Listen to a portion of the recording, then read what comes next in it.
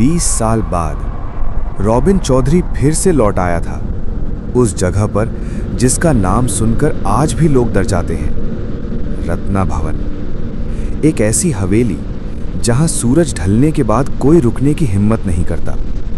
कहते हैं इस हवेली की दीवारों ने ऐसे राज देखे हैं जो आज तक अंधेरे में दफन हैं।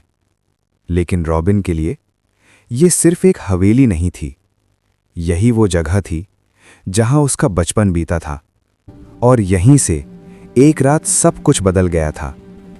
आज सालों बाद रॉबिन सच जानने वापस आया था।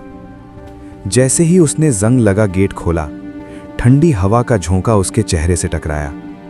आंगन में अजीब सा सन्नाटा था, मानो ये हवेली अब भी किसी का इंतजार कर रही हो। रॉबिन धीरे धीरे अंदर बढ़ा, लेकिन उसे नहीं पता था कि इस हवेली में वो अकेला नहीं है। और तभी अंधेरे के बीच एक छोटी सी मोमबत्ती की रोशनी दिखाई दी। लेकिन मनोहर की आंखों में एक अजीब सा डर था, जैसे वो कुछ कहना चाहता हो पर कह नहीं पा रहा था। रॉबिन ने धीरे से पूछा, मनोहर काका, ये हवेली अब भी ऐसी ही क्यों है? मनोहर कुछ पल तक चुप खड़ा रहा। उसकी मोमबत्ती की लौ हवा में कांप रही थी। फिर उसने धीमी आवाज में कहा, बाबू, आपको यहां वापस नहीं आना चाहिए था। रॉबिन चौंक गया। क्यों? मनोहर ने हवेली की अंधेरी सीढ़ियों की तरफ देखा और बोला, क्योंकि ये हवेली आज भी उसी रात को याद करती है जिस रात सब कुछ बदल गया था। और उसी समय मनोहर की आंखों में डर साफ दिखाई दे रहा था। उसकी नजरें हवेली की अंधेरी सीढ़ियों पर टिक गई थीं, जैसे वहां कुछ था, कुछ जो अब भी इस हवेली में जिंदा था। रॉबिन ने भी उस दिशा में देखा। ऊपर सिर्फ अंधेरा था, गहरा और खामोश। रॉबिन ने अपनी टॉर्च उठाई और रोशनी सीढ़ियों की तरफ डाली, लेकिन रोशनी भी उस अंधेरे को चीर नहीं पा रही थी। तभी ऊपर की टूटी बालकनी के पास कुछ हिला, जैसे कोई परछाई अभी अभी वहां से गुजरी हो। रॉबिन और मनोहर दोनों एक साथ ऊपर देखने लगे। हवा अचानक तेज हो गई, दरवाजे अपने आप हल्के हल्के हिलने लगे, और फिर एक जोर की आवाज, जैसे किसी ने भागते हुए कदम रखे हों। लेकिन जब उन्होंने फिर से देखा, वहां कोई नहीं था, सिर्फ एक खाली बालकनी और डरावनी खामोशी। अचानक एक काला कौवा तेजी से उड़ता हुआ बाहर निकला। उसकी तेज आवाज पूरी हवेली में गूंज उठी। रॉबिन समझ चुका था, ये सिर्फ शुरुआत है। उस आवाज के बाद हवेली और भी ज्यादा खामोश हो गई, जैसे कुछ अभी अभी जाग गया हो। मनोहर ने कांपती आवाज में कहा, बाबू, आपको यहां से चले जाना चाहिए। रॉबिन ने उसकी तरफ देखा। क्यों? आखिर यहां हो क्या रहा है? मनोहर ने गहरी सांस ली। उसकी आंखों में डर और पछतावा साफ था। ये हवेली अब वैसी नहीं रही। यहां जो भी आता है वो वापस नहीं जाता। रॉबिन का दिल तेजी से धड़कने लगा, लेकिन अब वो पीछे हटने वाला नहीं था।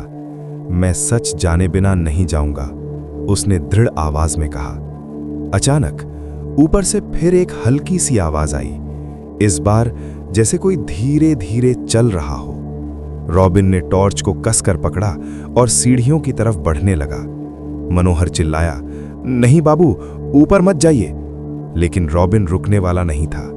अंधेरे की तरफ बढ़ते हुए उसे सिर्फ एक ही चीज दिखाई दे रही थी, सच जो इस हवेली में कहीं छुपा हुआ था। सीढ़ियों की तरफ बढ़ते हर कदम के साथ हवा और ठंडी होती जा रही थी, जैसे कोई अदृश्य ताकत उसे ऊपर बुला रही हो। रॉबिन धीरे धीरे पहली सीढ़ी पर चढ़ा, फिर दूसरी। हर कदम के साथ लकड़ी की सीढ़ियां चरमराने लगीं। पीछे खड़ा मनोहर बस उसे जाता हुआ देख रहा था। उसकी आंखों में डर और बेबसी साफ थी। ऊपर पहुंचते ही रॉबिन ने टॉर्च आगे बढ़ाई। लंबा अंधेरा गलियारा उसके सामने फैला हुआ था। दीवारों पर लगे पुराने फोटो धीरे धीरे हिल रहे थे, जैसे कोई उन्हें छूकर अभी गुजरा हो। अचानक एक दरवाजा अपने आप धीरे धीरे खुलने लगा। किर। उस आवाज ने सन्नाटे को चीर दिया। रॉबिन रुक गया। उसका दिल जोर जोर से धड़क रहा था, लेकिन वो पीछे नहीं हटा। वो दरवाजे के पास पहुंचा और जैसे ही उसने अंदर झांका, उसकी टॉर्च की रोशनी एक पल के लिए कांप गई।